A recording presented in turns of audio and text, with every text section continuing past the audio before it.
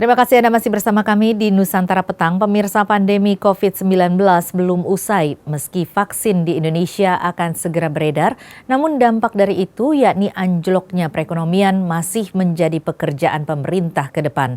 Sejumlah kebijakan sudah diupayakan oleh kementerian terkait untuk menggenjot daya beli masyarakat demi mempertahankan laju ekonomi.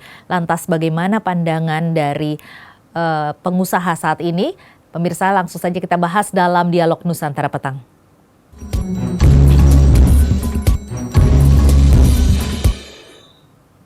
Dan pemirsa, sudah bersama saya saat ini adalah Ketua Bidang Kebijakan Publik Asosiasi Pengusaha Indonesia atau APindo, Bapak Sutrisno Iwantono. Selamat sore, Pak Iwantono.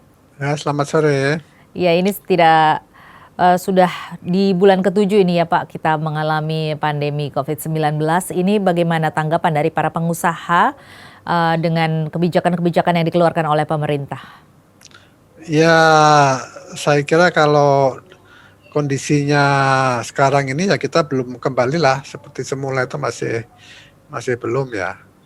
Yang saya kira berbagai kebijakan juga sudah dikeluarkan ya. Yang tentu kita memberikan apresiasi kepada berbagai hal itu, di mana pemerintah sudah berusaha dengan kemampuan yang ada untuk melakukan perbaikan-perbaikan ya, walaupun kita paham tidak kemudian serta-merta kondisi ini bisa dikembalikan seperti semula itu. Oleh karena itu kita masih tetap memberikan dukungan agar pemerintah bisa melahirkan lagi berbagai hal, kebijakan yang bisa mendorong paling tidak biaya produksi kita bisa tertolong ya, dengan menurunkan berbagai macam kewajiban-kewajiban yang bersifat tetap ya, seperti pajak, pungutan-pungutan, PBB dan lain-lain ya. Tentu ini kita masih berharap bisa dikembangkan lebih lanjut. Yang kedua tentu daya beli ya, daya beli itu menjadi kunci kita ke depan. Sepanjang daya belinya masih rendah, tentu ekonomi ini sulit untuk bisa dibangkitkan. Karena itu upaya-upaya untuk mendorong daya beli melalui APBN yang menjelang akhir dari tahun ini tentu akan didisburse, akan dibelanjakan secepat mungkin ya, bersamaan tentu dengan stimulus stimulus ekonomi yang saat ini memang khususnya kesehatan tuh baru sekitar 50% ya. Dan on top dari semua itu adalah masalah kesehatan ya. Karena akar dari masalah ini kan pandemi itu sendiri, penyebaran virus itu sendiri. Karena itu prioritas memang haruslah menghentikan penyebaran virus. Kalau kita bisa menghentikan itu, maka pasti nanti secara berangsur-angsur ekonomi ini akan mengalami perbaikan itu ke depannya.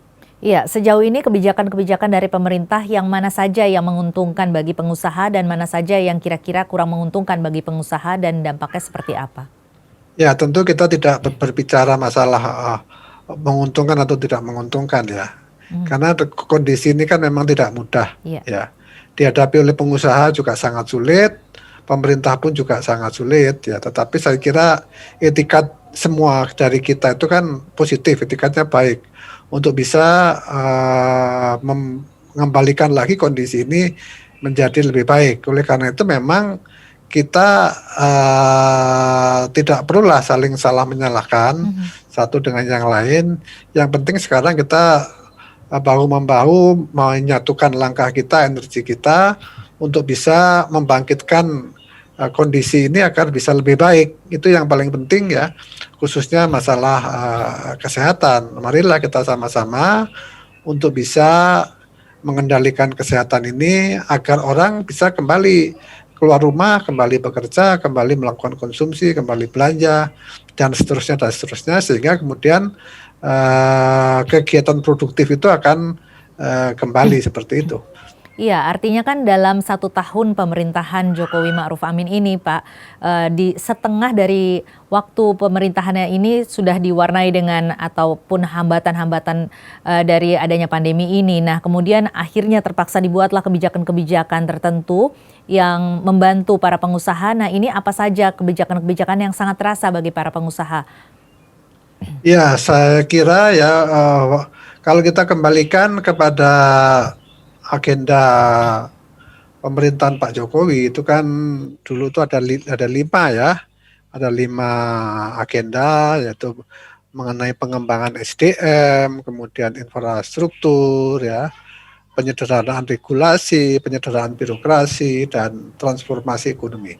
Ini adalah prioritas ya, yang kalau kita lihat memang katakan infrastruktur. Ya. Infrastruktur tentu di luar dugaan ya, kita mengalami peristiwa yang tidak diprediksi sebelumnya ya, tiba-tiba pada bulan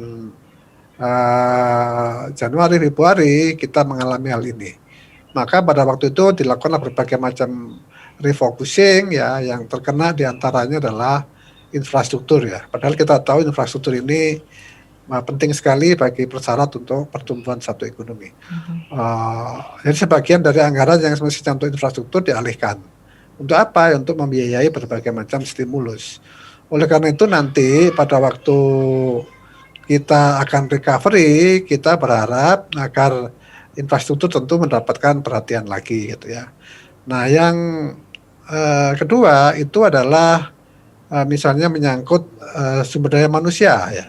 Sumber daya manusia ini kita tahu merupakan faktor kunci kalau kita ingin mencapai pertumbuhan yang baik untuk mengentaskan Indonesia dari negara berpenghasilan menengah yang supaya bisa menjadi negara maju begitu ya.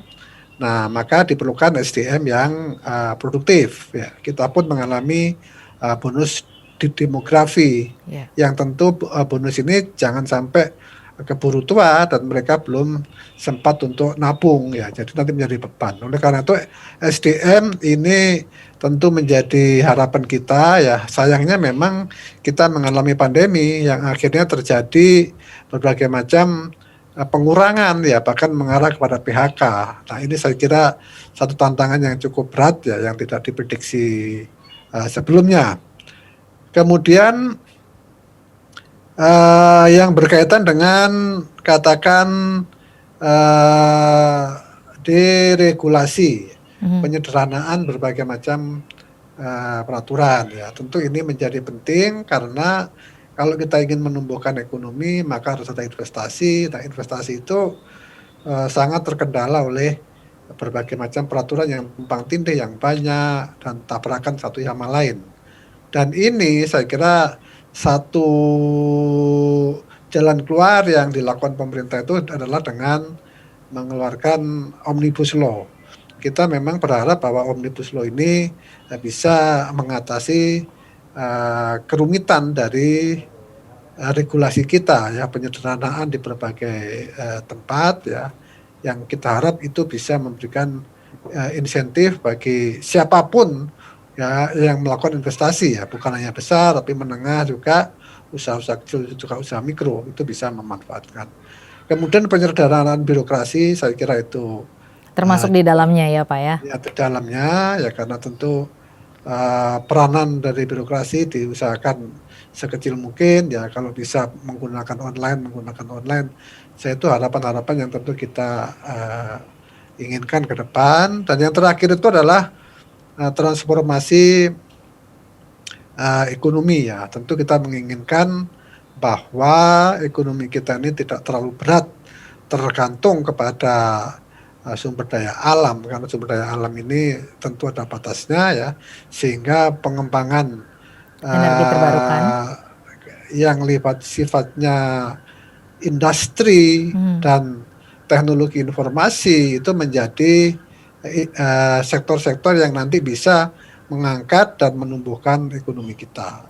Saya kira ini hal yang penting, kita mendorong manufacturing, mendorong industri-industri berbasis digital, itu ke depan menjadi agenda yang tentu harus prioritaskan. Baik, kalau kita kembali kepada evaluasi 1 tahun pemerintahan Jokowi Ma'ruf Amin, tentunya ini juga dibantu dengan menteri-menterinya, begitu ya Pak, yang mana para menteri-menteri ini tentunya yang paling signifikan berdampak terhadap para pengusaha adalah menteri-menteri di bidang ekonomi. Nanti kita akan bahas mengenai bagaimana kinerja mereka dalam 1 tahun pemerintahan Jokowi Ma'ruf Amin terhadap para pengusaha. Tetapi usai jeda, Pak Iwantono dan pemirsa tetaplah bersama kami. Nusantara Petang masih akan kembali dengan dialog Nusantara Petang sesaat lagi.